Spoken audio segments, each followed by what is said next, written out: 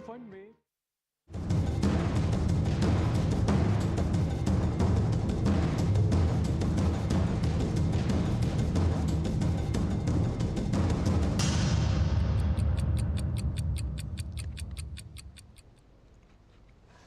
नमस्कार, DD news पर आप देखना शुरू कर चुका है हमारा खास प्रोग्राम। इस वक्त मैं हुलाल चंद्र सिंह। अगले घंटे में हम देखेंगे कुछ ऐसी खबरें जिन पर चर्चा जरूरी है, और यह चर्चा हम करने वाले अपने संवाददाताओं और खास मेहमानों के साथ। और आज सबसे पहले बात करेंगे कि ऑपरेशन सिंदूर की जबरदस्त सफलता के बाद प्रधानमंत्री नरेंद्र मोदी गुजरात के दौरे पर हैं। तो कई बड़ी बातें प्रधानमंत्री ने कही हैं।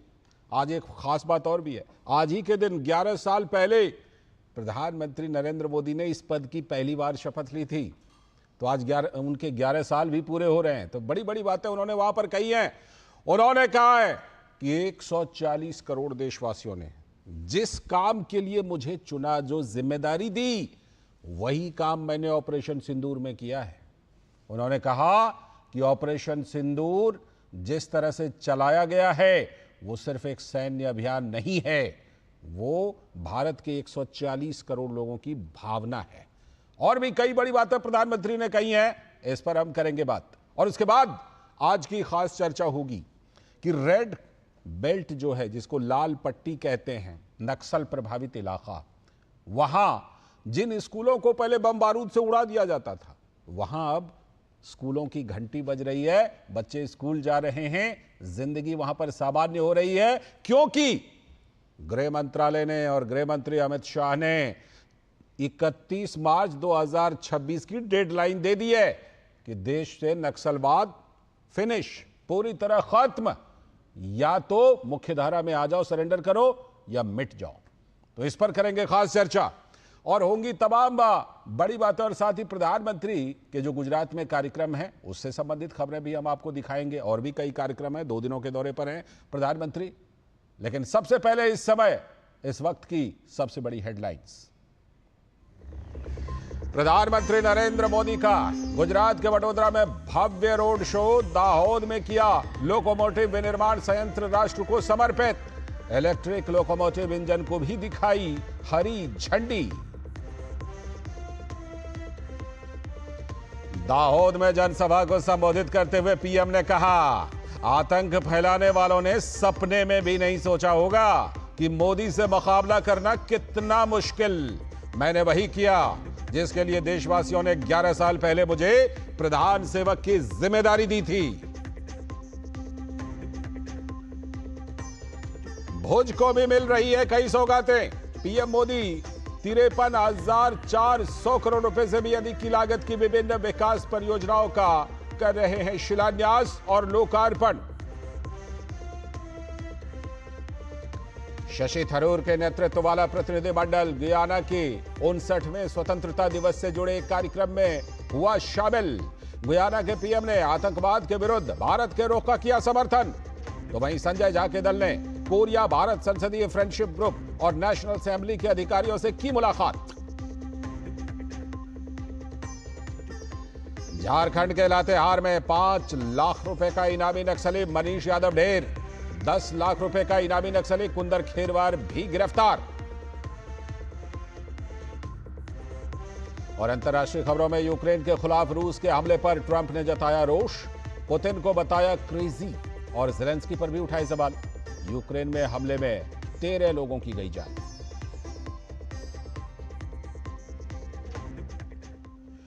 तो ये थी इस वक्त की हेडलाइंस, और अब देखते हैं खबरों को विस्तार से। और सबसे पहले आज बात करने वाले हैं ऑपरेशन सिंदूर की जबरदस्त सफलता के बाद प्रधानमंत्री के गुजरात दौरे की। जो प्रधानमंत्री नरेंद्र मोदी गुजरात के दौरे पर हैं और वहां पर कई बड़ी बातें उन्होंने कही हैं। ऑपरेशन सिंदूर की सफलता के बाद पीएम मोदी गुजरात के 2 दिवसीय दौरे पर हैं।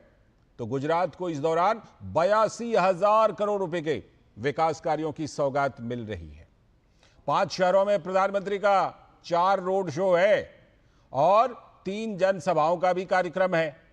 तो इसी क्रम में दाहोद में जनसभा को संबोधित करते हुए प्रधानमंत्री ने कहा, ऑपरेशन सिंदूर केवल सैन्य कार्रवाई नहीं। साथ ही पीएम ने कहा, आतंक फैलाने वालों ने सपने में भी नहीं सोचा होगा कि मोदी से मुकाबला करना कितना मुश्किल है। बाल बच्चों के सामने पिता को गोली मार दी, आज भी वो तस्वीरें देखते हैं तो खून खौल जाता है। वो पहलगाम हमले का जिक्र कर रहे थे।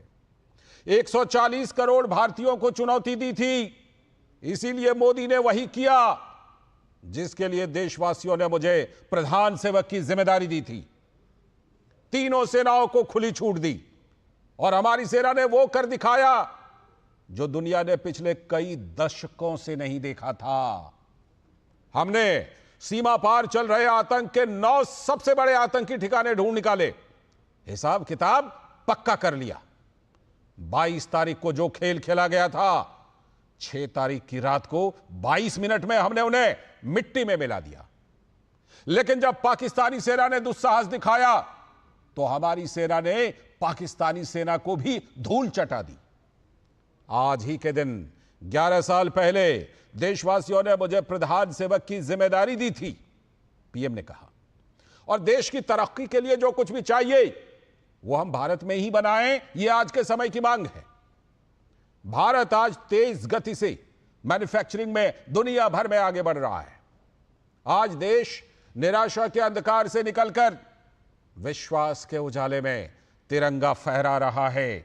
आज हम 140 करोड़ भारतीय मिलकर अपने देश को विकसित भारत बनाने के लिए जी जान से जुटे हुए हैं।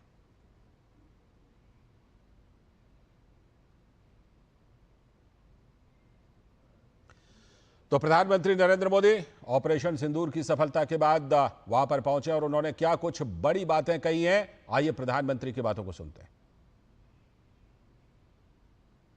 आतंकवादियों ने 140 करोड़ भारतीयों को चुनौती दी थी, इसलिए मोदी ने वही किया जिसके लिए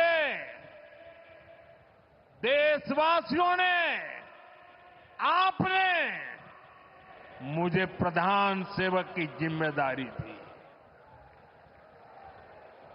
मोदी ने अपनी तीनों सेनाओं को खुली छूट दी और हमारे शूरवीर ने वो कर दिखाया जो दुनिया ने पिछले कई दशकों से नहीं देखा था। हमने सीमा पार चल रहे आतंक के 9 सबसे बड़े आतंकी ठिकाने उनको ढूंढ निकाला, अता पता पक्का कर लिया और 22 तारीख को उन्होंने जो खेल खेला था, 6 तारीख रात को 22 मिनट में हमने उनको मिट्टी में मिला दिया। भारत की इस कार्रवाई से बौखलाकर जब पाकिस्तानी सेना ने दुस्साहस दिखाया तो हमारी सेनाओं ने पाकिस्तानी फौज को भी धूल चटा दी। तो प्रधानमंत्री नरेंद्र मोदी का यह संबोधन बेहद खास, क्योंकि बहुत बड़ी बड़ी बातें प्रधानमंत्री ने दाहोद में कही हैं और ऑपरेशन सिंदूर की जबरदस्त सफलता के बाद गुजरात पहुंचे हैं। आज इसी पर चर्चा करने के लिए हमारे साथ हमारे सलाहकार संपादक विनोद मिश्र जी स्टूडियो में मौजूद हैं, जिनसे हम चर्चा करते हैं। जिस तरह से विनोद जी, प्रधानमंत्री नरेंद्र मोदी ऑपरेशन सिंदूर की जबरदस्त सफलता के बाद वहां पहुंचे हैं और आज बड़ी बात यह है कि आज ही के दिन 11 साल पहले नरेंद्र मोदी जी ने देश के प्रधानमंत्री के रूप में शपथ ली थी। तो 11 साल पूरे हुए हैं, यह भी एक मौका है, एक अवसर है। प्रधानमंत्री ने साफ तौर पर कहा, सपने में भी उन्होंने नहीं सोचा होगा कि कैसे मोदी से मुकाबला किया जाता है, जिस समय उन्होंने सिंदूर उजाड़कर कहा था कि तुमको इसलिए छोड़ रहे हैं कि जाकर के मोदी को बता दो। तो मोदी जी ने वो बात सुन ली और उसके बाद बता दिया कि किस तरह से मुकाबला करना, मोदी से मुकाबला करना मुश्किल है। और ऑपरेशन सिंदूर को लेकर के बड़ी बातें प्रधानमंत्री ने जिस तरह से कही हैं, वो उन सभी के लिए चेतावनी है जो आज प्रधानमंत्री सिंहनाद कर रहे हैं दाऊद में। विनोद जी। लाल जी, हम लोग इसको एक संयोग भी कह सकते हैं कि आज के ही दिन प्रधानमंत्री मोदी ने, यही 26 मई को 2014 को प्रधानमंत्री मोदी ने पहली बार प्राइम मिनिस्टर के रूप में शपथ ली थी और ये भी संजोग है कि आज के ही दिन वो गुजरात में भी है, जो उनके कर्म भूमि है, जो आप कह सकते हैं कि राजनीतिक जीवन का जो सबसे बड़ा आधार उन्होंने शुरुआत की थी, उसकी नींव भी गुजरात से ही है। तो ये एक बहुत बड़ी चीज है कि एक प्राइम मिनिस्टर के रूप में 11 साल के अपने बिताने के बाद और अगर उस जनता के सामने में है, और प्राइम मिनिस्टर जब लोगों के सामने में होते हैं तो वो अपना एक रिपोर्ट कार्ड भी देते हैं जी। आज वो सबसे बड़ी बात जो कही है, वो बड़ी बात ये है कि आपने पीएम मोदी को इसीलिए चुना था। आपने इस देश के 140 करोड़ के लोगों ने इसीलिए नरेंद्र मोदी को प्रधान सेवक चुना था, और नरेंद्र मोदी ने वो कर दिया। ये बड़ी बात है कि उन्होंने जो ये बात तस्वीर दिखाई है कि आज का भारत डोजियर नहीं भेजता है, आज का भारत डोज भेजता है।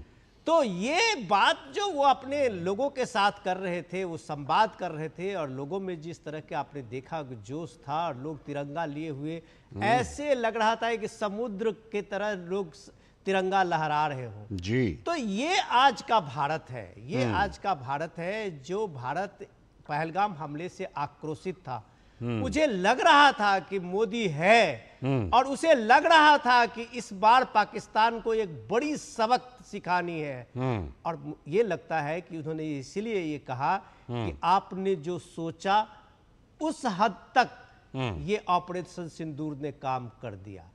तो ये एक जो मैसेज है एक लीडर के लिए, आप उस चीज को हम लोग समझ सकते हैं कि एक भरोसे का, एक तरह से एक विश्वास का जी। जो लोग अक्सर अपने लीडर में देखते हैं जी। वो देखते हैं कि इतनी बड़ी कार्रवाई की एक पहलगाम में छोटे छोटे बालक, अबोध बच्चे और उसकी पत्नी के सामने में, उसकी पत्नी के सामने में पति से पूछा जाए जो कौन मजहब है तुम्हारा, कौन धर्म है, और उसको गोली मार दिया जाए। मुझे लगता है कि सच में जो प्राइम मिनिस्टर मोदी से पहले कह रहे थे कि 140 करोड़ लोगों के छाती को छलनी करने वाली घटना थी, लेकिन ये जो उसकी कार्रवाई थी ऑपरेशन सिंदूर और आतंकी समूह का, और मुझे लगता है कि पाकिस्तान का जो सबसे बड़ा मरकज रहा होगा उसको नेस्त नाबूद कर दिया। दुनिया ने इस तरह का ऑपरेशन शायद इससे पहले कभी नहीं देखा होगा। लाल जी, आप जो भावना आप व्यक्त कर रहे हैं विनोद जी, उसी को प्रधानमंत्री ने शब्द दिया है कि जब आज भी उन तस्वीरों को देखता हूं तो खून खौल जाता है, और वो भी कि कई दशकों तक दुनिया ने ऐसी कार्रवाई नहीं देखी थी जो ऑपरेशन सिंदूर में भारत की तीनों सेनाओं ने खुली छूट के बाद कर दिखाई। जब प्रधानमंत्री कह रहे हैं कि आज भी जब उन तस्वीरों को देखता हूं तो खून खौल उठता है, ये आगे की भी कई बातें इससे संकेत पता चलता है कि आगे किस तरह से आतंकवादियों, उनके सरगनाओं, उनको पालने पोषने वालों के लिए किस तरह से शामत आने वाली है, उसका भी संकेत प्रधानमंत्री नरेंद्र मोदी अपने इस बयान के जरिए दे रहे हैं। लाल जी, एक जो महत्वपूर्ण चीज प्राइम मिनिस्टर मोदी आज जो पब्लिक मीटिंग में और जनसभा में कर रहे थे वो भी देश को समझना चाहिए। उन्होंने कहा कि हम सुरक्षा और समृद्धि हमारे लिए दोनों इंपॉर्टेंट है जी। अगर देश की सुरक्षा जरूरी है, हमारे सैन्य फोर्स, हमारे जवान, हमारे उन सारे लोगों के पूरे मॉडर्नाइजेशन करने की जरूरत है, आर्म्स एम्युनिशन जो देश में बने, मेड इन इंडिया बने, इसकी जरूरत है। तो हमारे देश के लाखों करोड़ों गरीब परिवार जो हैं, जो अभी भी जीवन बसर करने में जिनको दिक्कत होती है, इंफ्रास्ट्रक्चर की चुनौती है, वो भी एक फ्रंट है जिस फ्रंट पे भारत को अभी बहुत मजबूती के साथ काम करना है। बिल्कुल, मतलब भारत एक साथ दो चुनौती है। आपको अगर सरहदों पे इस तरह के नॉनसेंस से भी पाला पड़ता है। जब प्राइम मिनिस्टर मोदी ने कहा, वो एक हिस्टोरिकल बात थी कि हमसे अलग हुआ बना हुआ एक देश अपने पैदाइशी से लेके आज तक सिर्फ भारत के खिलाफ दुश्मनी ही पाले हुए है। उसको डेवलपमेंट से कोई लेना देना नहीं है। भूखमरी और कंगहाली से घिरा हुआ पाकिस्तान एक एक पैसा विदेशों से लाके तब वो अपना भरण पोषण कर रहा है, लोगों को रोटी की बात कर रहा है, लेकिन वो लड़ाई भारत के साथ रखता है। उसका जनरल सीधे सीधे भारत को चुनौती देता है, लेकिन भारत के साथ चुनौती ये है कि उसे अपने 140 करोड़ लोगों को भी समृद्ध बनाना है, उसे पाकिस्तान को भी मुंह तोड़ जवाब देना है। तो आज आप देखिए कि 7.5% के इकोनॉमी वाला जो जीडीपी इकोनॉमी का ये है, वो पाकिस्तान का 1.2 या 2% का जीडीपी वाला देश उसको चुनौती देता है। तो डेफिनेटली इस दोनों चुनौतियों के सामना करने में एक बार भारत जैसे देश को सोचना होगा कि वो किस तरह के देश से लड़ रहा है, जो अपने एक जगह आटे के लिए लड़ाई लड़ रहा है, जंग लड़ रहा है, और दूसरी तरफ मिसाइल की बात करता है, एटम बम की बात करता है। तो एक नफरती सोच वाला जो देश है, जो भारत के लिए सिर्फ दुश्मनी सोचता है, उसका भी जवाब है। तो भारत का अपनी समृद्धि, अपने लोगों की समृद्धि, विकास की रफ्तार, विकसित भारत का संकल्प, उसे भी पूरा करना है। ये बात प्राइम मिनिस्टर मोदी ने आज बहुत ही रिमार्केबल तरीके से लोगों के सामने रखा है। बिल्कुल, सुरक्षा के साथ समृद्धि। आज अगर पाकिस्तान फटेहाल है, कंगाल है, तो उसकी वजह यही है कि जन्म के साथ ही उसने एक डॉक्ट्रिन दी थी। क्या डॉक्ट्रिन दी थी? कि रेत फांकेंगे, बालू फांकेंगे और 1000 साल तक भारत से लड़ते रहेंगे। मुझे लगता है कि वो नौबत भी आ ही जाएगी कि जब आटा मिलेगा नहीं, अब बालू ही फांकने को मजबूर हो जाएंगे। लेकिन भारत आपने जैसा कहा, सुरक्षा के साथ साथ समृद्धि। अभी खुशी की बात है कि भारत जापान को पीछे छोड़कर चौथे नंबर पर पहुंच गया है, कल की ही ये खबर है। तो भारत ने जिस तरह से उपलब्धि हासिल की है, आर्थिक समृद्धि हासिल की है, प्रधानमंत्री ने उसी के तहत चाहे गुजरात को विकास की जो सौगातें दी हैं, वहां पर जो परियोजनाओं के उद्घाटन और शिलान्यास किए हैं, और जिस तरह 2 दिन में उनका प्रोग्राम है विनोद जी, इससे बिल्कुल ये साफ है कि वो 2 चीजें एक साथ, जो आप कह रहे थे कि सुरक्षा में भी कोई कमी नहीं होगी और समृद्धि के प्रयास में भी कोई कमी नहीं होगी। भारत इन दोनों रास्तों पर मजबूती से आगे बढ़ता रहेगा। आज के संबोधन का अभी तक जो उन्होंने दिया है, उसका यही पैगाम लिया जाए। लाल जी, ये बात तो भारत क्या पूरी दुनिया जानती है कि नरेंद्र मोदी होने का मतलब क्या है। नरेंद्र मोदी का मतलब जो है वो सीधे सीधे आप जब गुजरात के इस रोड शो में देखते हैं, और अब जब रोड शो में वहाँ लोगों की जो चेयरिंग देखते हैं, लोगों का जो उसके प्रति प्राइम मिनिस्टर मोदी की तरफ जो भारत एक सम्मान देखते हैं, यह कमोबेश सिर्फ गुजरात में ही नहीं है, ये पूरे देश में है। तो पूरे देश में इन 11 सालों में प्राइम मिनिस्टर मोदी ने जो ये भरोसा कमाया है, ये जो एक विश्वास कमाया है लोगों का, वो विश्वास इसलिए है कि एक सशक्त नेतृत्व, एक मजबूत नेतृत्व क्या जो इस देश को पिछले 30 साल से दरकार थी, वो आपने देखा होगा कि वो जो मिलीजुली सरकार और वो यूपीए का दौर, वो दौर, उस दौर में, उस दौर के बाद जो भारत को 2014 के बाद एक सशक्त मजबूत नेतृत्व का जो मिला है, तो आज ऑपरेशन सिंदूर ने यह दिखाया है एक मजबूत और कुशल नेतृत्व का मतलब क्या होता है। और यही चीज प्राइम मिनिस्टर मोदी आज अपनी सभाओं में कह रहे हैं, अपने रोड शो में उस शेयरिंग को लेते हुए लोगों के उत्साह से कह रहे हैं। बिल्कुल, प्रधानमंत्री गुजरात में 2 दिनों के दौरे पर। नीरज सिंह हमारे संवाददाता जुड़ चुके हैं, इस समय हमारे साथ जुड़ चुके हैं। नीरज, ये बताइए, प्रधानमंत्री नरेंद्र मोदी की संबोधन पर हम अभी चर्चा कर ही रहे थे। 2 चीजों का स्पष्ट संकेत है कि एक तरफ है एकदम मजबूत सुरक्षा और दूसरी तरफ समृद्धि। प्रधानमंत्री के और क्या क्या मुख्य कार्यक्रम हैं नीरज आज के? देखिए, बिल्कुल लालचंद जी, प्रधानमंत्री आज शाम को अहमदाबाद पहुंचेंगे और अहमदाबाद में एक रोड शो है। जिस तरह का रोड शो आपने बड़ौदा में देखने को मिला था, जिस तरीके की स्वागत प्रधानमंत्री का दाहोद और भुज में किया जा रहा है, वैसा ही एक विशाल रोड शो का आयोजन अहमदाबाद में किया जाएगा। 6:30 बजे के करीब प्रधानमंत्री अहमदाबाद पहुंचेंगे और अहमदाबाद एयरपोर्ट से लेकर करीब 1.5 से 2 किलोमीटर का एक लंबा रोड शो है, जिसमें हजारों की संख्या में जो लोग हैं वो प्रधानमंत्री का स्वागत करेंगे। और आप देखें कि ये रोड शो इस लिहाज से भी खास है कि एक तो जो ऑपरेशन सिंदूर है, किस तरीके से हमने उस ऑपरेशन में सफलता पाई, और इसके साथ साथ ही हमारी जो सैन्य क्षमताएं हैं, हमारी जो सैन्य उपलब्धियां हैं, उसकी झलक है, वो भी एक जो रोड शो है शाम को होगा उसमें दिखाई देगी। इसके साथ साथ ही आप देखें कि प्रधानमंत्री 27 तारीख को गांधीनगर पहुंचेंगे। गांधीनगर में भी एक रोड शो का आयोजन किया गया है, जो सुबह करीब 10 बजे शुरू होगा और 10:30 बजे तक वो रोड शो खत्म होगा। उसके बाद प्रधानमंत्री जिस जगह पर मैं खड़ा हूँ लालचंद जी, वहां पहुंचेंगे। और आप यहाँ देखिए कि जो पिछले 20 सालों में गुजरात का जो डेवलपमेंट हुआ है, गुजरात अर्बन डेवलपमेंट ईयर 2025 में मनाया जा रहा है ये, और 2005 से इसकी शुरुआत हुई थी। और प्रधानमंत्री जिस समय यहाँ पर मुख्यमंत्री थे, गुजरात के विकास का एक रोड मैप तैयार किया था, किस तरीके की जो इंफ्रास्ट्रक्चर है उसको डेवलप करना है, किस तरह गुजरात को विकसित कराना है, किस तरह से गुजरात को देश दुनिया के सामने रखना है।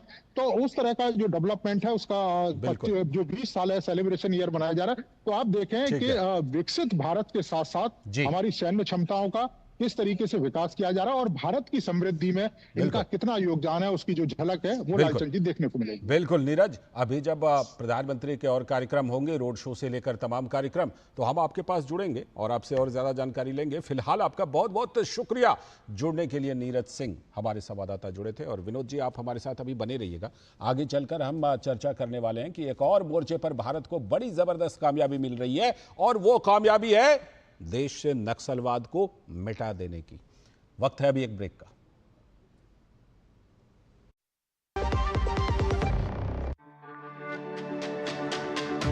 मेरी पसंद, मेरी पसंद, मेरी पसंद, मेरी पसंद, हमारी पसंद, हम सबकी पसंद। मजबूत देश का मजबूत सरिया हो गया स्टील। जो लक्ष्य चुना था समझ आने लगा है। GLA यूनिवर्सिटी, उच्च लक्ष्य की निश्चित प्राप्ति। टाइम पे खा लेना और प्लीज बाइक धीरे चलाना जी। और ये तुम्हारी सेफ्टी के लिए। अरे एक बात तो रह गई, LIC, ये हमारी सेफ्टी के लिए। दिल की सुनो, LIC चुनो। LIC हर पल आपके साथ। स्वागत है ब्रेक के बाद। आप देख रहे हैं इस वक्त, और जैसा कि ब्रेक पर जाने से पहले हमने बताया था कि अब हम खास चर्चा करने वाले हैं कि किस तरह से देश से नक्सलवाद का खात्मा हो रहा है और उन इलाकों में भी अब जिंदगी सामान्य हो रही है जहां जिंदगी को नर्क बनाकर रखा था इन्होंने। रेड कॉरिडोर, वहां पर भी अब स्कूल की घंटी बज रही है। एक दशक पहले तक जिसे नक्सली लिबरेटेड जोन कहते थे ये इलाका तो हमारा है, वहां आज मोटरेबल रोड और तमाम बुनियादी ढांचे खड़े कर दिए गए हैं। लाल आतंक के खिलाफ सुरक्षा बलों के ऑपरेशन ऑल आउट ने आज अबूझमाड़ के खौफ का अंत कर दिया है। केंद्रीय गृह मंत्री अमित शाह ने लाल आतंक के खात्मे के लिए डेडलाइन खींच रखी है। 31 मार्च 2026 तक देश नक्सल उग्रवाद से पूरी तरह मुक्त हो जाएगा। मोदी सरकार के कुछ बड़े संकल्पों में नक्सल के खिलाफ अभियान भी काफी अहम है। अबूझमाड़ के घने जंगल कभी देश में संचालित नक्सलियों का अभेद्य किला हुआ करता था, लेकिन पिछले दिनों सुरक्षा बलों ने अभियान चलाकर इस अभेद्य किले को ध्वस्त कर दिया। ऑपरेशन की सबसे बड़ी कामयाबी तो यह थी कि नक्सल आंदोलन की रीढ़ माने जाने वाले माओवादी चीफ बासवराजू भी इस मुठभेड़ में मारा गया। पिछले महीने नक्सल के खिलाफ सघन अभियान में सिर्फ एक महीने में 200 से भी ज्यादा नक्सली मारे गए। अकेले बस्तर रीजन में 183 माओवादी छोटे बड़े कमांडर मारे गए हैं, और पिछले साल की बात करें तो इसी ऑपरेशन में 219 नक्सली मारे गए थे। लाल आतंक का गढ़ बना अबूझमाड़ का इलाका तेलंगाना और महाराष्ट्र की सीमाओं से लगा हुआ है, तो जाहिर है कि नक्सली आतंक के साये में कई जिले प्रभावित थे। नक्सल के खिलाफ यह अभियान निर्णायक मोड़ पर पहुंच गया है। सुरक्षा बलों के 10,000 से भी अधिक ट्रेंड कमांडो बर्बर कार्रवाई को अंजाम देने वाले नक्सली आतंक पर कहर बनकर टूट पड़े हैं। भारत सरकार का मानना है कि नक्सलियों के पास अब 2 ही विकल्प बचे हुए हैं, या तो सरेंडर करो या समाप्त हो जाओ। इस दौर में सैकड़ों नक्सलियों ने सरेंडर करके मुख्यधारा में जीवन जीने की कोशिश की है, लेकिन बड़ा सवाल यह है कि आखिर जिस नक्सली आतंक को यूपीए सरकार के पीएम मनमोहन सिंह, उस समय के पीएम, आंतरिक सुरक्षा के लिए सबसे बड़ा खतरा बताते थे, उन्हीं की सरकार कोई ठोस कार्रवाई क्यों नहीं कर पाई थी। सुरक्षा बलों पर नक्सली हमला अक्सर अखबारों की सुर्खियां बन जाती थी उस समय, लेकिन कार्रवाई के नाम पर केंद्र सरकार राज्यों की पुलिस व्यवस्था चुस्त दुरुस्त करने की बातें किया करती थी। 2009 में नक्सली हमलों की बढ़ती तेजी के मद्देनजर तत्कालीन केंद्रीय गृह मंत्री पी चिदम्बरम ने ऑपरेशन ग्रीन हंट चलाने का संकल्प लिया था। नक्सल प्रभावित 4 राज्यों के साथ मीटिंग के बाद गाजे बाजे के साथ इस अभियान की शुरुआत भी हुई, लेकिन महज 6 महीने के अंदर वो कैसा दबाव था कि गृह मंत्री ऑपरेशन ग्रीन हंट के नाम से ही मुकर गए और इसे मीडिया क्रिएशन कहने लगे। कहा गया कि राज्य सरकार यह लड़ाई खुद लड़ लेगी। कहा गया कि यह क्वाइट डिप्लोमेसी का जमाना है, सब कुछ चुपचाप हो जाएगा, यानी नक्सल के खिलाफ जंग भी और सियासत भी चुपचाप होती रहेगी। लेकिन नक्सली इस जंग को चुपचाप नहीं लड़ने वाले थे। दिल्ली से लेकर राज्यों की राजधानियों में केंद्र के ऑपरेशन ग्रीन हंट के खिलाफ तथाकथित बुद्धिजीवियों का प्रदर्शन हुआ। अर्बन नक्सल तर्क यह दे रहे हैं कि ऑपरेशन ग्रीन हंट नक्सलियों के खिलाफ नहीं है, बल्कि यह तो आदिवासियों के खिलाफ है। अर्बन नक्सल और मानवाधिकारवाद के समर्थन में नक्सलियों ने एक विचार खींच दी है। जो उनके समर्थक हैं वो जंगल के मूल निवासी हैं और जो उनका समर्थन नहीं करते वो सरकार के एजेंट हैं। कई बेगुनाह आदिवासियों की नक्सलियों ने निर्मम हत्या कर दी। आम लोग, राज्य पुलिस और केंद्रीय सुरक्षा बल नक्सली हमलों के शिकार होते रहे, लेकिन दिल्ली में ये तथाकथित फर्जी बुद्धिजीवियों ने नक्सल आतंक को आदिवासी समाज से जोड़कर दिल्ली की कार्रवाई को रोकने का काम किया। राजनीतिक इच्छा शक्ति ही केवल नक्सल आतंक का खात्मा बड़ा हथियार हो सकता है। यह देश की संप्रभुता के खिलाफ कुछ मुट्ठी भर लोगों की साजिश थी, लेकिन मौजूदा सरकार ने इस अभियान का नेतृत्व लेकर कोई शक और सुबह नहीं रहने दिया। आज उन दुर्गम इलाकों में नई सुबह लौटी है और देश का लोकतंत्र वहां पर भी लौटा है। ये तस्वीरें भी बहुत कुछ कह रही हैं और प्रधानमंत्री नरेंद्र मोदी ने मन की बात कार्यक्रम में कहा कि नक्सलवाद के खत्म होने के साथ ही नक्सल प्रभावित क्षेत्रों में विकास की बयार अब देखने को मिल रही है। जब गांव में पहली बार बस पहुंची तो लोगों ने ढोल नगाड़े बजाकर उसका स्वागत किया। बस को देखकर लोगों की खुशी का ठिकाना नहीं था। गांव में पक्की सड़क थी, लोगों को जरूरत थी, लेकिन पहले कभी यहां बस नहीं चल पाई थी। क्यों? क्योंकि ये गांव माओवादी हिंसा से प्रभावित था। यह जगह है महाराष्ट्र के गढ़चिरौली जिले में। काटेजरी में आए इस परिवर्तन को आसपास के पूरे क्षेत्र में महसूस किया जा रहा है। 10वीं और 12वीं की परीक्षाओं में दंतेवाड़ा जिले के नतीजे बहुत शानदार रहे हैं। करीब 95% रिजल्ट के साथ ये जिला 10वीं के नतीजों में टॉप पर रहा। वहीं 12वीं की परीक्षा में इस जिले ने छत्तीसगढ़ में 6ठा स्थान हासिल किया। सोचिए, जिस दंतेवाड़ा में कभी माओवाद चरम पर था, वहां आज शिक्षा का परचम लहरा रहा है। ऐसे बदलाव हम सभी को गर्व से भर देते हैं। तो प्रधानमंत्री ने तो खासतौर पर जिक्र किया ही, और केंद्रीय गृह मंत्री अमित शाह ने कहा कि वामपंथ और उग्रवाद अब अपनी आखिरी सांसें गिन रहा है। उन्होंने कहा कि मार्च 2026 तक देश से नक्सलवाद का सफाया हो जाएगा। वामपंथी उग्रवाद की लड़ाई अब अपने अंतिम चरण में है, ऐसा हम कह सकते हैं। पर मैं विश्वास के साथ आप सभी को बताना चाहता हूं कि 2026 मार्च तक आप सभी के सहयोग से ये देश दशकों पुरानी समस्या से मुक्ति पा लेगा। तो डेडलाइन खींच रखी है 31 मार्च 2026। आज इसी पर चर्चा करने के लिए हमारे साथ खास मेहमान जुड़ रहे हैं। गोपाल कृष्ण अग्रवाल जी, भारतीय जनता पार्टी के प्रवक्ता, हमारे साथ स्टूडियो में जुड़े हुए हैं। बहुत बहुत स्वागत गोपाल कृष्ण अग्रवाल जी। साथ में राहुल लाल जी हैं, राजनीतिक विश्लेषक और कांग्रेस के समर्थन में मजबूती से बातें। नमस्कार, बहुत बहुत स्वागत आपका भी। और हमारे सलाहकार संपादक विनोद मिश्र जी भी जुड़े हुए हैं। विनोद जी, जिस तरह से कि ये रफ्तार है, बहुत सारी परियोजनाओं में हम देखते हैं कि मोदी सरकार समय से पहले लक्ष्य हासिल कर लेती है। तो ये जो 31 मार्च 2026 की डेडलाइन गृह मंत्री जी ने दी है, ये कहीं ऐसा तो नहीं कि यही अगर रफ्तार रही तो उससे पहले ही नक्सलवाद बिल्कुल यहां से फिनिश हो जाएगा? जिस तरह से एक दुकान चलाई जाती थी, वहां पर मौजूद हर जगह के कुछ हर गांव के हर इलाके के कुछ चोर उचक्के नक्सलवाद के नाम पर वसूली करते थे और यहां पर शहरों में बढ़िया सा कपड़ा पहन करके और महंगी महंगी चीजों का सेवन करने वाले, आप समझ रहे हैं, अर्बन नक्सल।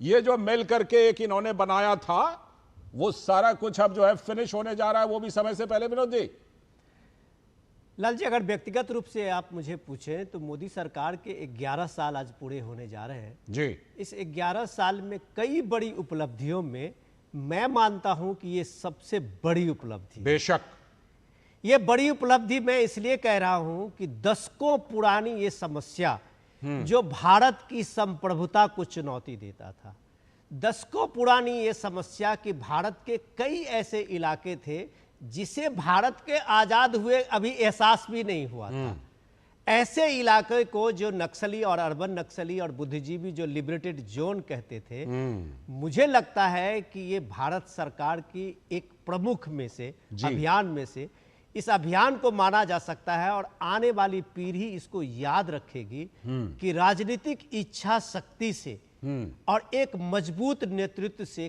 कैसे इस नक्सली को खत्म किया जा सकता है। इस देश की बड़ आप कह सकते हैं कि जो नक्सली आतंक की कार्रवाई थी उसको समेट दिया जा सकता है। ये काम इस सरकार ने करके दिखाया है। मैं आपको छोटा सा डेटा देता हूं। जरूर। 10 साल पहले देश में 180 जिले नक्सल आतंक के प्रभावित जिले माने जाते थे। बिल्कुल। और 180 जिलों में 6 राज्यों में लगभग 180 जिले आते थे। आज की तारीख में वो सिर्फ 6 जिले हैं। सिकुड़ करके पहले 6 जिले, सिर्फ 6 जिले।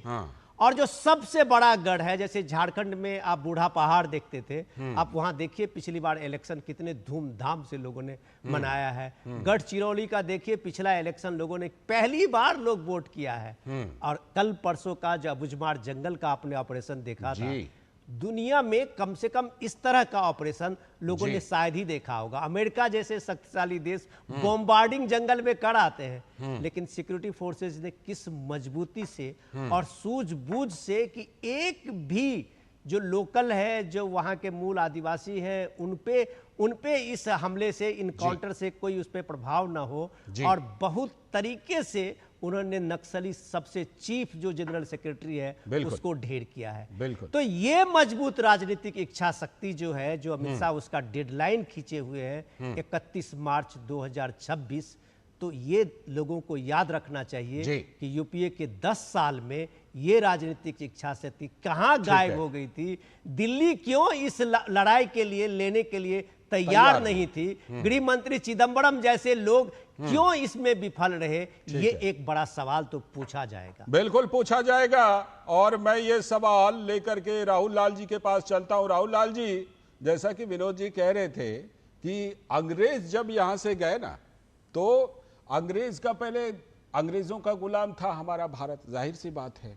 लेकिन कुछ इलाके ऐसे हुए कि अंग्रेज गए और इधर बाकी लोगों ने उसको एक तरह से कहा ये हमारा लिबरेटेड जोन है, यानी अंग्रेजों की गुलामी के बाद ये इनकी वहां पर गुलामी चलने लगी। ये काम तो पहले भी हो सकता था राहुल लाल जी, जो आज हो रहा है।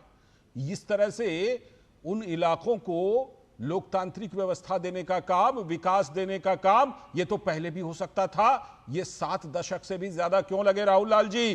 क्या इसलिए कि चिदंबरम कुछ और बोलते थे और उसी सरकार में दूसरे मंत्री कुछ और बोलते थे उसके खिलाफ? लालचंद जी, सबसे पहले तो मैं गोपाल कृष्ण अग्रवाल जी जो भारतीय जनता पार्टी के प्रतिनिधि हैं, उन्हें मैं बहुत बहुत बधाई दूंगा कि एक तरह से प्रधानमंत्री मोदी जी के 11 वर्ष पूरे हुए हैं। बहुत तो बधाई हो उनको। धन्यवाद। बहुत अच्छी बात, बहुत अच्छी बात जी। लालचंद जी देखिए, यहाँ पे चाहे वो गोपाल कृष्ण अग्रवाल जी हो, चाहे आप हैं, काफी वरिष्ठ पत्रकार हैं, आपने यूपीए के कार्यकाल को भी देखा है। विनोद जी भी हैं जिन्होंने यूपीए और एनडीए दोनों कार्यकाल को देखा है। मैंने भी उस समय बिल्कुल नक्सल आंदोलन को बड़ी करीब से जो है कि देखा है और उसके ऑपरेशन को भी देखा है। मुझे लग रहा है कि देखिए, अगर कुछ सेकंड का हमें समय जरूर दीजिएगा जो कि चीजें हमारी चली जाए और किसी को खंडन करना हो तो बाद में खंडन जरूर कर लीजिएगा। 2005 में हम लोगों को ध्यान होगा कि ऑपरेशन वो उसमें सलवा जुडुम चलाया गया जी। सलवा जुडुम का प्रयास ये था कि जनता को भी जो है कि कहीं न कहीं नक्सलियों के विरुद्ध जो है कि खड़ा किया जाए। बहुत अच्छा प्रयास था ये, और काफी बढ़िया प्रयास भी था सलवा जुडुम का। 2006 में तत्कालीन जो माननीय प्रधानमंत्री उस समय के थे मनमोहन सिंह जी, उन्होंने बड़े खुल के कहा था उन्होंने कि आंतरिक सुरक्षा के लिए अगर सबसे बड़ा खतरा कोई है तो खतरा नक्सलवादी है। और उस समय अगर आप देखेंगे तो गृह मंत्रालय में एक अलग सा जो है पूरा एक बनाया गया था कि नक्सलवाद से निपटने के लिए क्या रणनीति हो। तो और हम लोगों ने यह भी चीज देखा था कि पहले जो गृह मंत्री शिवराज पाटिल थे, हालांकि जो मुंबई अटैक के बाद उन्हें इस्तीफा देना पड़ा था, फिर पी चिदम्बरम बने थे, बड़ी तैयारी के साथ ऑपरेशन ग्रीन हंट जो है वो जमीन पे लागू भी किया गया था।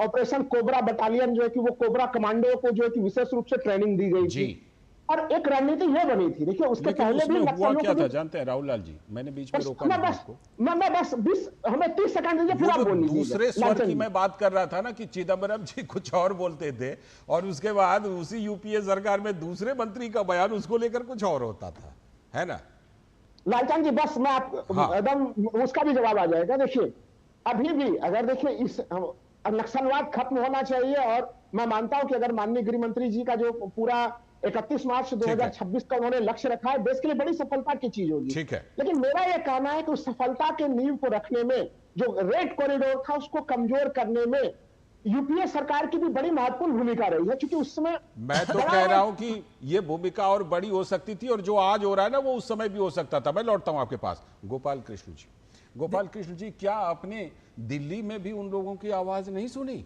जो कहते थे ये अभियान तो नक्सलियों के खिलाफ नहीं है, ये आदिवासियों के खिलाफ है, बढ़िया बढ़िया कपड़ा, बढ़िया बढ़िया चीजों का इस्तेमाल करके ये फर्जी तथाकथित बुद्धिजीवी मोमबत्ती गैंग, ये जो यहां से वहां तक इस तरह की चीजें करते थे, उनकी भी आवाज आपने नहीं सुनी?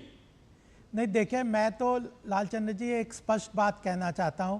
राहुल जी ने अभी बोला कि हमें समस्या भी पता थी, समाधान भी पता था, और आपने बताया कि उसकी इच्छा शक्ति नहीं थी कि उसको खत्म करने के लिए समाधान भी रास्ते भी थे, और वो हमारी सशस्त्र सेना, हमारे सीआरपीएफ ये सब पूरी तरह से सक्षम थे इस चीज को टैकल करने के लिए, लेकिन राजनीतिक इच्छा शक्ति की कमी थी एक। दूसरा महत्वपूर्ण बात जो अभी आपने कही वो था अर्बन नक्सल का। पूरा ये गैंग था जो पूरी तरह से इनका फाइनेंशियल स्ट्रक्चर था। ये लोग झोला छाप जिनको कहते थे, वो उन नक्सलवादी गतिविधियों को कवर देना, ह्यूमन राइट्स के नाम पे देश को वैश्विक पटल पे कमजोर करना, देश की लड़ाई को, और हमारे ही जो सिक्योरिटी फोर्सेस हैं उनको अंडरमाइन करके उनको डीमोटिवेट करना का काम करते थे। यही कारण था जो इतने 70 साल तक इस समस्या से हमें जूझना पड़ा। और आपने जैसे शुरू में कहा कि 11 साल की एक महत्वपूर्ण उपलब्धि हमारी सरकार की है कि मोदी जी के नेतृत्व में और अमित शाह जी के डिटर्मिनेशन के कारण आज इस समस्या का हम इस तरह से समूल नष्ट होते हुए देख रहे हैं। और मुझे लगता है कि आज आपकी बात बहुत अच्छी तरह से उसमें घी शक्कर आपके मुंह में कि आपने कहा कि जो अमित शाह जी ने 26 मार्च 26 की डेट दी है उसकी प्रीएम्प्ट ना हम करें, प्रीएम्प्ट कर लेंगे। तो मुझे लगता है ये इच्छा शक्ति है और यह ग्लोबल लेवल पे एक भारत की बढ़ती हुई शक्ति का भी परिचायक है कि हमारी बात को लोग समझते हैं, सुनते हैं, और इनके नेक्सस को, फाइनेंशियल स्ट्रक्चर को, इनके जो ह्यूमन राइट्स के नाम पे जो नैरेटिव खड़े करने वाले, और ग्राउंड लेवल पे इन्होंने वहां के लोकल लोगों को भी बहुत त्रस्त किया है। बिल्कुल, तो यह पूरी बात का एक महत्वपूर्ण दिन आज यह समय आ गया है। ठीक है, राहुल लाल जी कुछ बोलना चाह रहे हैं? मैं राहुल लाल जी को चीज जोड़ देता हूँ। वो बहुत भूमिका में थे। मैं राहुल जी आपको ही बताता हूँ कि आपने कहा ना कि हमने ऑपरेशन ग्रीन हंट भी देखा है, और ये ऑपरेशन जो था गृह मंत्री अमित शाह का वो ऑपरेशन ऑल आउट था। फर्क देखिए, एक भारत सरकार का गृह मंत्री इस पूरे ऑपरेशन ऑल आउट का खुद का नेतृत्व लिया था। लीडरशिप केंद्र सरकार का था और नेतृत्वकर्ता अमित शाह थे जी। और आपके होम मिनिस्टर जो उस समय के चिदम्बरम साहब थे, उन्होंने तो ग्रीन हंट ढोल बाजा नागाजा के साथ शुरुआत की। हम लोग उसके गवा रहे हैं, इसलिए कह रहे हैं। लेकिन जैसे ही दिग्विजय सिंह ने उसका विरोध किया और उसके नाम पे सवाल उठाया, मैं नाम आपको कह रहा हूं, जैसे ही आप ये देखिए कि मेधा पाटेकर और सारे लोगों ने इसका विरोध शुरू किया और जैसे ही यूपीए सरकार की सोनिया गांधी की जो थी सबसे सुपर कॉप कैबिनेट एनएससी उससे विरोध शुरू हुआ, तो 6 महीने आते आते चिदम्बरम साहब ने प्रेस कॉन्फ्रेंस करके कहा कि ये ऑपरेशन ग्रीन हंट जो है वो मीडिया की उपज है। बिल्कुल, आप नाम से भी मुकर गए, लीडरशिप क्या देते जी, तो आप कहने लगे कि ये स्टेट की लड़ाई है, हम उसको इंफ्रास्ट्रक्चर देंगे, हम सपोर्ट देंगे। किस स्टेट को देंगे? स्टेट वो स्टेट जहां वो वोट के लिए, सियासत करने के लिए, अगली बार चीफ मिनिस्टर बनने के लिए लड़ाई लड़ रहा है कि वो अबुझमार जंगल में जाएगा और उसको फ्लैश आउट करेगा। ठीक है, ये भारत सरकार को लड़ना था और भारत सरकार ने लड़के दिखाया है। आपके एक चीफ मिनिस्टर की जान गई है ये लड़ाई पहले भी हो सकती है। नक्सल के आतंक में आपके हजारों सीआरपीएफ जवान मारे गए हैं इसमें, और आप सरकार हमेशा तमाशा देखती रही है। तो ये है एक दृढ़ जो इच्छा शक्ति की बता रहे हैं, जो गोपाल कृष्ण जी बता रहे थे, मैं राहुल लाल वो जी सबसे इंपॉर्टेंट है। ठीक है राहुल लाल जी, आपकी बात लूंगा, मैं आपके पास आ रहा हूं, लेकिन छोटा सा एक ब्रेक ले लेते हैं, उसके बाद लौटकर फिर चर्चा को आगे बढ़ाएंगे। आप ही के पास पहले आऊंगा।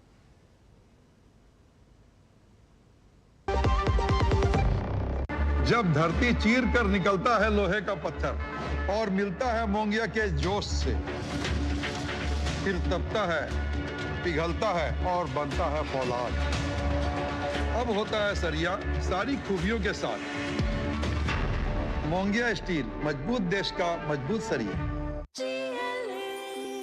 जो लक्ष्य चुना था समझ आने लगा है। जीएलए यूनिवर्सिटी, उच्च लक्ष्य की निश्चित प्राप्ति। स्वागत है ब्रेक के बाद। जैसा कि ब्रेक पर जाने से पहले हम चर्चा कर रहे थे कि जिस तरह से नक्सलवाद को अब खत्म किया जा रहा है, ये तो पहले भी हो सकता था। राहुल लाल जी हमारे साथ जुड़े हुए हैं, राहुल लाल जी के पास मैं सीधे चलता हूं। राहुल लाल जी, ये बताइए कि ये काम तो पहले भी हो सकता था, और जैसा कि विनोद जी ने कहा और मैं भी कह रहा था कि नो डाउट चिदम्बरम जी ने कुछ कदम उठाए थे, हमें ये कहने में कोई, जिसे कहते हैं ना, ये सच है, अच्छा कदम उठाया था। लेकिन दिग्विजय सिंह जैसे नेता और फिर एनएससी और फिर मनमोहन सिंह सरकार में कुछ मंत्री ऐसे बयान देते थे कि चिदम्बरम जी को अगले प्रेस कॉन्फ्रेंस में अपनी बातें वापस लेनी पड़ती थी। तो ऐसे तो मुकाबला नहीं हो सकता, जो कि उसी चीज को अब जाकर इस सरकार ने करके दिखा दिया। लालचंद जी, आपका प्रश्न काफी गंभीर है, उसका उत्तर तो मैं दूंगा ही, लेकिन उसके पहले संक्षेप में एक बिंदु में जरूर रखना चाहूंगा यहाँ पे कि देखिए 1967 में जब नक्सलवादी आंदोलन प्रारंभ हुआ, 1973 में इंदिरा गांधी ने इस आंदोलन को पूरी तरह से खत्म कर दिया। हम लोगों ने ये चीज भी देखा है कि जब सरकारें बहुत इत्मीनान की मुद्रा में आ जाती हैं कि अब तो खत्म होने वाला है, और उसके बाद आपको देखिए कि 2006 में मनमोहन सिंह को फिर से घोषणा करनी पड़ती है कि नक्सलवाद एक जो है कि देश के लिए, आंतरिक सुरक्षा के लिए सबसे खतरे की घंटी है। तो अतीत के इन घटनाओं से भी अभी की जो वर्तमान सरकार है वो जरूर ध्यान रखे कि 31 मार्च 2026 को जब ये खत्म भी हो जाते हैं, मैं भी कामना करता हूं कि गृह मंत्री जी की बात बिल्कुल सही निकले, तो उसके बावजूद भी इसके ऊपर नजर रखने की बड़ी सख्त जरूरत होगी। ये अतीत से ही स्पष्ट होता है। ये आपका सुझाव अच्छा है, अच्छा सुझाव है, मैं मानता हूं अच्छा सुझाव। मैं दूसरी चीज कहूंगा कि देखिए, जो अगर उस समय हम लोग देखें कि ऑपरेशन ग्रीन हंट से पहले तमाम राज्य अपने ढंग से ये लड़ाई लड़ते थे। आपको याद होगा कि अगर वो जो है कि झारखंड पुलिस कार्रवाई करती थी तो वहां के नक्सली उड़ीसा भाग जाते थे, पश्चिम बंगाल भाग जाते थे, वो बिहार भाग जाते थे। लेकिन ऑपरेशन ग्रीन हंट में ये चीज हुआ कि समन्वित ढंग से तमाम जो वो पिकेट बनाए गए अलग अलग, ग्रीन हंट का तो नाम ही वापस ले लिया तो हुआ क्या? चिदम्बरम जी गृह मंत्री ने उस समय नाम तक वापस ले लिया, बोला ये तो मीडिया की सोच की उपज थी, चर्चा ही सैफरन टेरर के ऊपर ज्यादा चिंता हो रही थी उस समय, तो ये बात सैफरन टेरर की ज्यादा चिंता कर रहे थे। बहरहाल एक बात जो आपने उठाई है ना, मैं उस पर गोपाल कृष्ण आपके पास आता हूँ, एक पंक्ति खाली कर लीजिए कंप्लीट, फिर गोपाल कृष्ण। मैं केवल ये कहूंगा कि देखिए, वो जरूर उन्होंने घोषणा की कि ऑपरेशन ग्रीन हंट खत्म हो गया, नाम जो है कि वो मीडिया का दिया हुआ है, लेकिन कार्रवाई लगातार जारी रही, और कार्रवाई दो तरफा जारी रहा। एक कैसे विकास कार्य कैसे उन जगहों पे, और उनके ऊपर यह कि शक्ति कैसे हो, ये कार्रवाई चलती भी रही, और इसका परिणाम है, मैं मानता हूं कि उस सरकार का भी योगदान है और वर्तमान सरकार का भी योगदान है। गोपाल जी से मैं वो जवाब जरूर लूंगा। गोपाल जी ये कह रहे हैं, ठीक है, आपने 31 मार्च 2026 की डेडलाइन दे दी है, आप उसके उस समय या उससे पहले ही इसको हो सकता है अचीव भी कर लें, लेकिन आगे सतर्क रहना पड़ेगा। इसके लिए क्या सोच है सरकार की, इसके लिए क्या प्लानिंग है? देखिए, सबसे बड़ी बात यह है कि पॉलिटिकल इच्छा शक्ति तो है और हमारे पास जो सिक्योरिटी फोर्सेस हैं उनके अंदर कैपेबिलिटी भी है। अब ये बात, तीसरी बात जो आने के लिए समय में, एक समय ये था कि पूरा रेड कॉरिडोर की बात हो रही थी, चीन से लेके नेपाल से होते हुए नीचे तक समुद्र के सतह तक भारत के अंदर रेड कॉरिडोर बना दिया जाएगा। उसके बाद भी यूपीए सरकार के लोग नहीं चेते और जो असली प्रॉब्लम इनके साथ, इनका जो सपोर्टिव सिस्टम है, जो एक इकोसिस्टम चलता था, उसके ऊपर प्रहार कुठाराघात नहीं किया। जो फॉरेन कंट्रीब्यूशंस हैं, उसके अंदर इनको सारे रिसोर्सेज आते थे। हमारी सरकार ने मोदी जी के नेतृत्व में लगभग 4000 ऐसी एनजीओज को आइडेंटिफाई किया जिन लोगों को फॉरेन सोर्सेज से फंड लेके वह अपना, जिनको आपने बोला कि एयर कंडीशन कमरे में बैठ के ह्यूमन राइट्स की बात कर रहे हैं, हमारे सिक्योरिटी फोर्सेज के ह्यूमन राइट्स वायलेशन और आम जनता के ह्यूमन राइट्स वायलेशन की उन्हें चिंता नहीं है। और जो आतंकवादी हैं, जो पूरी तरह से बंदूकें हाथ में लेके देश की संप्रभुता पे अटैक कर रहे हैं, जो देश की संप्रभुता के ऊपर विदेशी ताकतों से मिलकर खत्म करने का प्रयास कर रहे हैं, हमारे देश में गरीब लोगों को, आदिवासी लोगों को, उन लोगों को, या वो माइंस बिछाते थे तो उसमें कितने आदिवासी लोगों की भी जान जाती थी। तो केवल सिक्योरिटी फोर्सेस ही नहीं, हमारे आदिवासी लोगों के ऊपर किस तरह का अत्याचार, आर्थिक अत्याचार, ये सब कर रहे थे। तो इसकी कमर तोड़ने का काम, फाइनेंशियल स्ट्रक्चर को खत्म किया, उनके नैरेटिव्स को, ये जो नलिनी सुंदर और जैसे लोग ये दिल्ली यूनिवर्सिटी में बैठ खाद पानी देने सरकार का पैसा खा के ठीक है देश के खिलाफ बातें करते थे, उनको भी खत्म किया। ये वैचारिक खाद पानी देने का काम करते थे विनोद जी। एक मिनट, ये वैचारिक खाद पानी देने वाले ऐसे नैरेटिव बनाते थे कि ये तो यहाँ विकास कार्य हुआ नहीं है ना, इसलिए ये पनप रहा है। ठीक है, और करते क्या थे इसके नाम पर कि जो विकास के नाम पर, विकास के लिए जो सड़क, पुल, स्कूल, अस्पताल, ये सब जो बनाए जाते थे, उसको यूं धुएं में उड़ा देते थे। बात वही कि पहले मुर्गी की पहले अंडा है। आप सारे विकास कार्यों को उड़ा रहे हैं और कह रहे हैं विकास नहीं है इसलिए नक्सलवाद है। ये जो पूरी फर्जी नैरेटिव और पूरा खाद पानी था, और यहां तक का 60 गांठ तो यहां तक था कि नक्सली एक पार्टी के लिए वोट डालने के लिए कहा करते थे, या तो उस पार्टी के लिए वोट डालने के लिए कहा करते थे, या वोट डालने वालों का अंगूठा तक काट लेते थे। ये सब इस देश में हुआ है। तो अब जो है, जो गोपाल जी कह रहे थे कि आगे नहीं पनपेगा, इसकी गारंटी यही है कि खाद पानी देने वालों पर भी पूरा चोट किया गया। लाल जी, आपको इनको याद होगा या नहीं होगा, हम लोगों को याद है कि जैसे ही चिदम्बरम ने 2009 में ऑपरेशन ग्रीन हंट की शुरुआत की, तो उसके खिलाफ में सबसे पहला विरोध का और प्रदर्शन हर लगभग दिल्ली से लेके राज्यों में, अलग अलग राज्य के राजधानियों में ये प्रदर्शन शुरू हुआ। मेधा पाटेकर थे, प्रशांत जी थे, प्रशांत भूषण बड़े वकील जो अपने को मानते हैं, वो इसकी अगुवाई कर रहे थे। यहाँ तक कि प्रशांत भूषण ने एक बयान में कहा कि डीजीपी छत्तीसगढ़ जो समय में बहुत काफ़ी सक्रिय थे एंटी नक्सल मूवमेंट में, तो उनको कहा था कि इनकी हत्या करना जरूरी है। बताइए। अब आप सोचिए कि एक आप मानवाधिकारवादी बनते हैं, आप ह्यूमन राइट की बनते हैं, और एक पुलिस ऑफिसर के मारने की बात आप कह रहे हैं। इनमें और तालिबान में क्या अंतर है? आप सोचिए कि और इनकी बात को किस तरह से यहाँ नोटिस की जाती थी और किस तरह से एक पूरा घालमेल बनाया जाता था अर्बन नक्सल के और बुद्धिजीवियों को, किस एक तरह से वो होम मिनिस्टर चिदम्बरम जो तत्कालीन होम मिनिस्टर थे उनको सरेंडर करा दिया। और ये नतीजा है कि आप ये देखिए कि कैसे तालमेल था। दिग्विजय सिंह के अपने पॉलिटिकल इंटरेस्ट थे, इसलिए वो खुल के सामने में आए थे। तो ममता बनर्जी, उन्होंने राहुल लाल जी ने नाम सुना होगा, कोटेश्वर राव उस समय में थे कलकत्ता में, बहुत दिन नहीं हुआ है उनका राहुल लाल जी। वो प्रेस कॉन्फ्रेंस करता था, वो बंदा टेलीफोन से वो धमकाता था लोगों को। ममता बनर्जी को एक तरह से अब सिंगूर से मामले में, हर मामले में उसने मदद की थी उस आंदोलन में, और वो कोटेश्वर राव को बंगाल पुलिस कभी पकड़ नहीं पाई। जो पुलिस का वो हर पूरे बंगाल में जब तक वो कोटेश्वर राव यहाँ एक्टिव रहा, वो नक्सल का वो टॉप कमांडर था बिहार, झारखंड और पश्चिम बंगाल में। तो वो फोन से सबको धमका रहा है, वो प्रेस कॉन्फ्रेंस कर रहा है, लेकिन पुलिस पकड़ नहीं पा रही। ये कैसा जमाना भाई साहब, कौन सा ऑपरेशन ग्रीन हंट, और आप वहां पे फोर्स तैयार कर रहे थे। ये सबने देश ने देखा है। राजनीतिक ये नेतृत्व है अमित शाह की, जो ये किसी भी स्टेट का, हर स्टेट इसमें भागी है, हर स्टेट इसमें सहयोग कर रहा है, लेकिन नेतृत्व केंद्र सरकार का है। तो आप देखिए कि अबुझमाड़ के जंगल में ऑपरेशन एक रहस्य लोग मानते थे।